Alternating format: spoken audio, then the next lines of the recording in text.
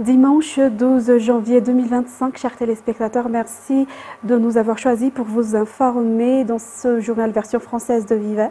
Et c'est un plaisir d'être avec vous. Dans les actualités de ce jour, les officiers jouent un rôle crucial dans la préservation de la souveraineté nationale, la sécurité, la stabilité et la protection des institutions républicaines, a déclaré aujourd'hui le président de la République, Andry Rajoelina, lors de la célébration de la journée des officiers au sein de la présidence de la République. À part les activités habituelles marquant cette journée, l'événement a été marqué par la visite et l'inauguration par le président de la République, Andry Rajoelina, de nouvelles infrastructures implantées au Palais d'État d'Iavlou. Plus de détails avec Mervoulat Sferen sur les images de Andry Rajoelina.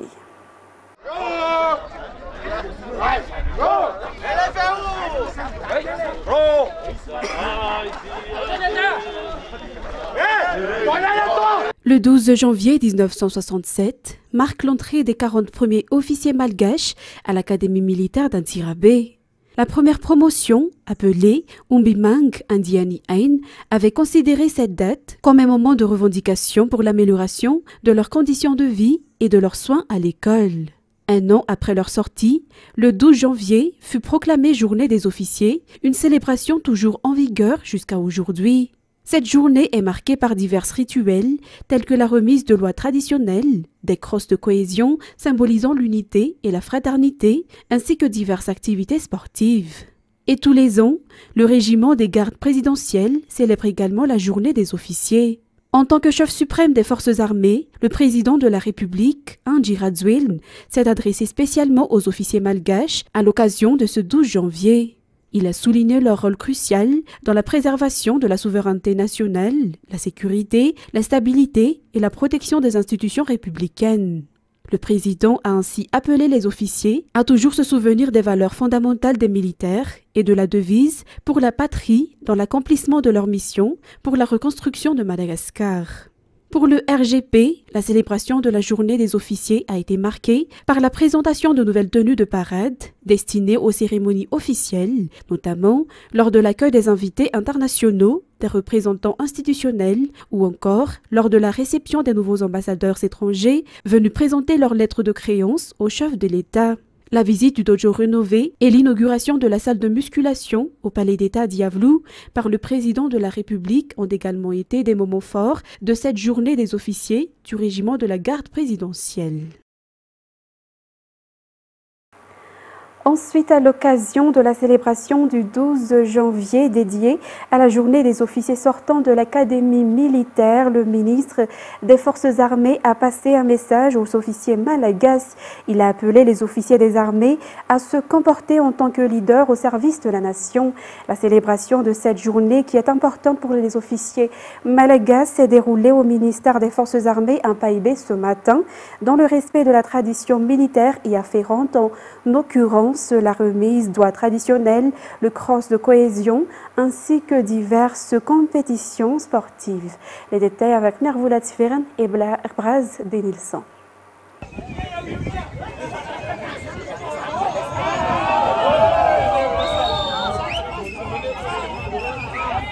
Tout s'est déroulé selon les traditions militaires pour ce 12 janvier, journée des officiers sortant de l'Académie militaire d'Antsirabe. Comme à l'accoutumée, l'officier le plus jeune des officiers présents a assuré le commandement de la cérémonie. Et le plus haut gradé, qui n'est autre que le général de corps d'armée, Saïvelula Lamouza Delphin, ministre des Forces armées, s'est mis au mat pour la levée de drapeau. S'en est suivie la traditionnelle remise de lois traditionnelles.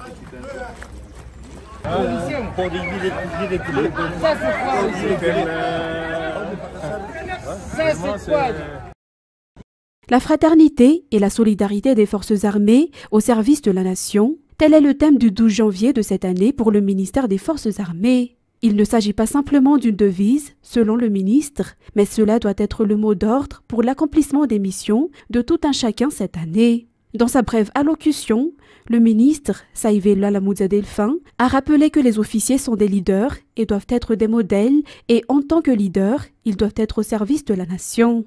Un cross de cohésion et des activités sportives ont été également tenues en cette célébration de la journée des officiers sortants de la CMIL d'Antsirabe. À noter que les 3 attachés de défense américains, français et chinois à Madagascar ont activement participé à ce 12 janvier.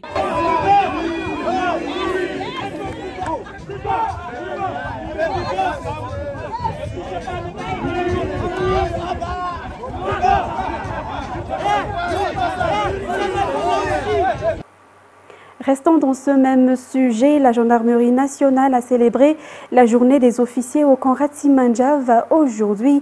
La fête des officiers n'est pas seulement un jour de célébration, mais également une journée dans l'année pour sensibiliser sur la culture des officiers, a déclaré le ministre délégué chargé de la gendarmerie, le général Rakounjazak Anji Atsarafar.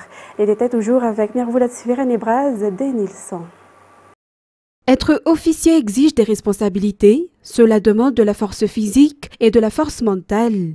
Les officiers ont un devoir sacré, notamment servir le pays en assurant la paix et la sécurité, a déclaré le ministre délégué chargé de la gendarmerie en s'adressant aux officiers de la gendarmerie nationale aujourd'hui. Le 12 janvier est une journée de réflexion et non seulement une célébration. La gendarmerie, avec l'armée malgache et la police nationale, sont des forces destinées à travailler, à instaurer la paix et la sécurité pour le bien de la population. Comme chaque année, les officiers de la gendarmerie ont marqué la journée du 12 janvier par la remise d'oies traditionnelles, une course pour la fraternité et la solidarité et une compétition sportive.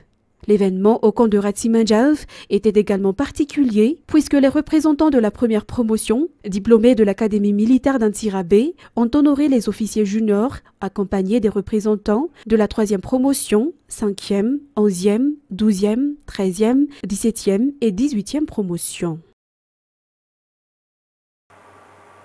Dans un autre sujet, le président du Sénat a fait l'objet d'une campagne d'insultes, voire de menaces ces derniers temps après ses propos contre les tentatives de perturbation de la part de l'opposition. Il a réitéré aujourd'hui, lors de la célébration de la journée des officiers, que c'est un terrorisme psychologique qui existe actuellement, mais dont lui, ayant été éduqué, formé et expérimenté, n'a pas peur. C'est pourquoi le général Ravalomanana Richard a appelé la population à ne pas se laisser influencer par l'opposition, que ce soit d'ici ou de l'étranger. Mirvoula Tsviren et Braz Denilson. Le terrorisme psychologique est ce que tente de faire l'opposition actuellement, tant au niveau local qu'à l'étranger, a déclaré le président du Sénat, le général Ravalomanana Richard. L'opposition n'était pas content de la réaction du président de cette institution face à leur intention de semer le trouble. Il a donc confirmé aujourd'hui encore qu'il n'a pas peur de ce genre de terrorisme, ni lui, ni le gouvernement, mais c'est l'opposition qui devrait avoir peur. Cette haine de l'opposition en est arrivée jusqu'aux menaces, et même ceux de l'extérieur, notamment des légionnaires se manifestent également. Le président du Sénat les a appelés à rentrer dans le pays s'ils sont de vrais patriotes. Le général Ravalomanana Richard a également rappelé que les opposants ne sont pas du tout clean, et cela s'est déjà reflété dans le cas de Bastouliar, où des députés à l'époque ont demandé des sommes d'argent allant de 5 à 6 millions d'euros. Poursuivant dans un autre contexte, le passage du cyclone tropical Dikeledi dans le nord de Madagascar a fait 3 décès et 999 sinistrés. D'après le rapport du BNGRC ce dimanche vers midi, 3 communes dans le district de Vohemar sont principalement touchées par ce cyclone et 11 sites d'accueil d'urgence sont disponibles à Vohemar actuellement. Reportage. Selon le bilan du BNGRC ce dimanche à 11h, le nombre de décès suite au passage du Dikeledi dans le nord de l'île est passé à 3. Le 3e décès a été recensé dans la commune d'Anivra Nord, dans le district d'Antsiranana 2. Les 2 autres avaient été recensés dans le district de Marwantsech. Ces 2 décédés avaient été signalés disparus dans un précédent bilan, emportés par les eaux dans les communes de Rintabé et d'Amboudmang. Le nombre de sinistrés augmente également au fur et à mesure que le BNGRC récolte les données des différents districts impactés. Ainsi, le nombre de sinistrés est passé à 999 dans la région Sava. Ces sinistrés sont recensés dans le district de Vohemar, de Sambav et d'Antsiranana 2. Par ailleurs, 308 personnes ont pour leur part été déplacées, dont 239 à Vohemar et 6 à Nusi-B. Côté dégâts, le BNGRC rapporte 179 cases inondées et 38 cases endommagées à ce stade.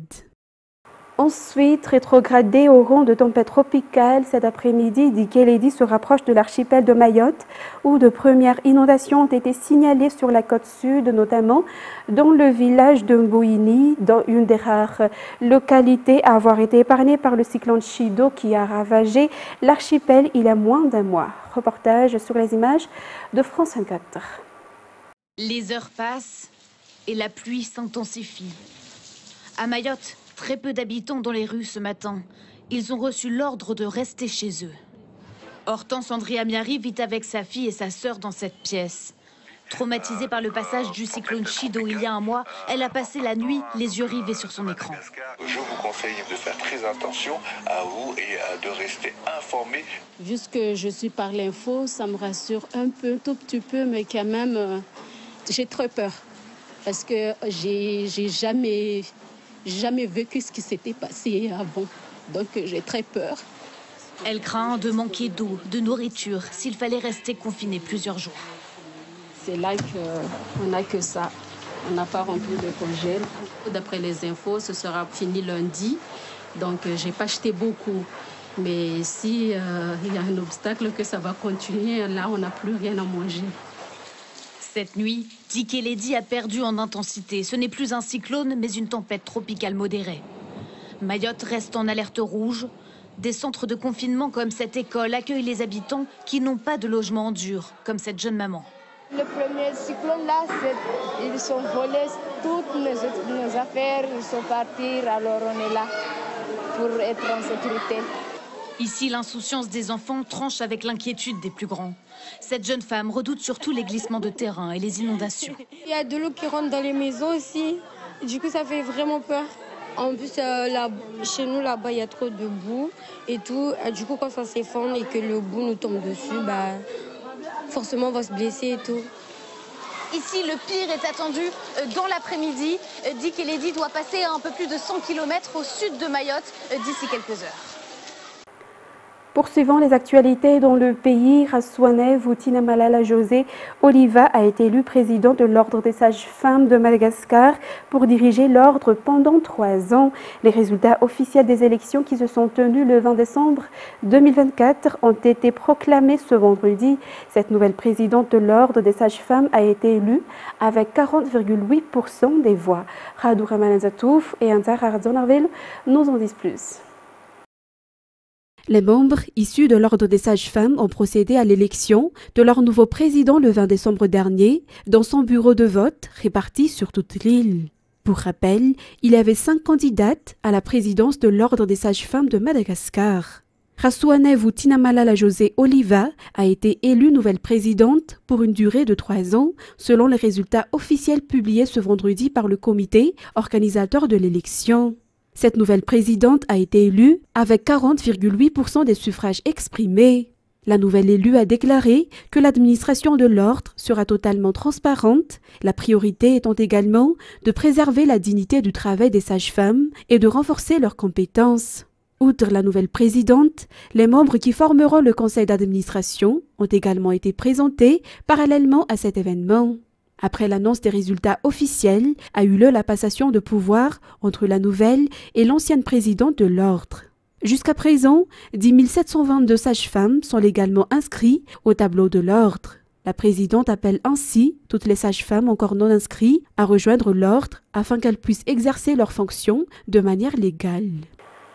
Concernant maintenant les actualités internationales, les multiples incendies qui font rage à Los Angeles depuis 5 jours ont fait au moins 16 morts et se sont étendus samedi à des zones jusqu'à présent épargnées. France 24. À quelques mètres des maisons détruites, un élan de solidarité a succédé au chaos des derniers jours. Sur ce parking de Pasadena, au nord-est de Los Angeles, des bénévoles ont improvisé un centre de dons pour venir en aide aux sinistrés. Je suis venue ici parce que je suis dans le besoin. J'ai perdu ma maison, la maison de mon enfance. Je suis dévastée. Eau, nourriture, vêtements et produits de première nécessité, des dizaines de voitures arrivent de toute la région, le coffre plein pour effectuer des dons. Ma femme est décédée récemment et j'avais, vous savez, quelques objets qui lui appartenaient. Et donc j'ai pensé que d'autres personnes pourraient vraiment en avoir besoin. Ici, aucune organisation officielle. À l'origine du mouvement, un vendeur ambulant a passé un appel aux dons sur TikTok. Ils ont commencé à faire des dons. Nous sommes allés acheter un tas de hot dogs, des légumes, de l'eau, du pain, du ketchup, de la moutarde. Nous avons commencé comme ça et puis à partir de là, les gens ont commencé à venir. Le lendemain, le jour suivant, ça s'est transformé en ce que vous voyez derrière moi. Joe Biden a promis d'actionner le plan d'aide d'urgence sous peu. Il permettra de couvrir 100% des coûts engendrés par les feux. Et les manifestations contre la corruption et l'impunité continuent en Serbie. Elles visent à obtenir justice après l'accident de la gare de Novi Sad, l'effondrement du haut vent de la gare de 1er novembre 2024 avait causé 15 morts alors que la gare venait juste d'être rénovée à grands frais. Pour la première fois, les manifestants se sont réunis devant une antenne des services secrets serbes du jamais vu. Reportage signé France 24. Une manifestation devant l'antenne locale des services secrets. Nous sommes à Novi Sad, la deuxième ville de Serbie, là où le 1er novembre a eu lieu un terrible accident à la gare. Le haut vent s'était effondré sur les passagers, causant 15 victimes. Depuis, une grande partie de la population et beaucoup d'étudiants manifestent contre la corruption et contre l'impunité. Récemment, ils ont reçu des convocations de la part des services secrets, des convocations pour soi-disant des entretiens amicaux. Beaucoup de manifestants considèrent que ces convocations sont une forme de pression sur leur mouvement et c'est pour cela qu'ils ont choisi aujourd'hui de manifester devant les services secrets.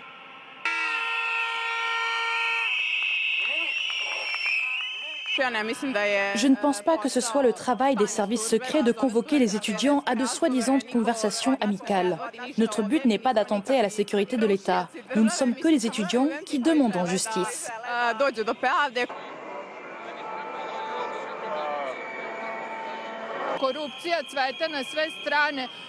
La corruption sévit dans tous les segments de la société. Un groupe mafieux a littéralement usurpé, nous a pris notre État. Et ici en Serbie, plus aucune institution ne fonctionne. Les manifestations sont quasi quotidiennes depuis novembre en Serbie. Les manifestants et les étudiants qui bloquent les universités demandent à ce que justice soit faite dans la tragédie de Novi Sad, ce que le pouvoir ne semble pas prêt à leur accorder. Chers téléspectateurs, nous arrivons au terme de cette édition. Nous vous remercions de votre fidélité. Excellente soirée en notre compagnie. Au revoir à tous.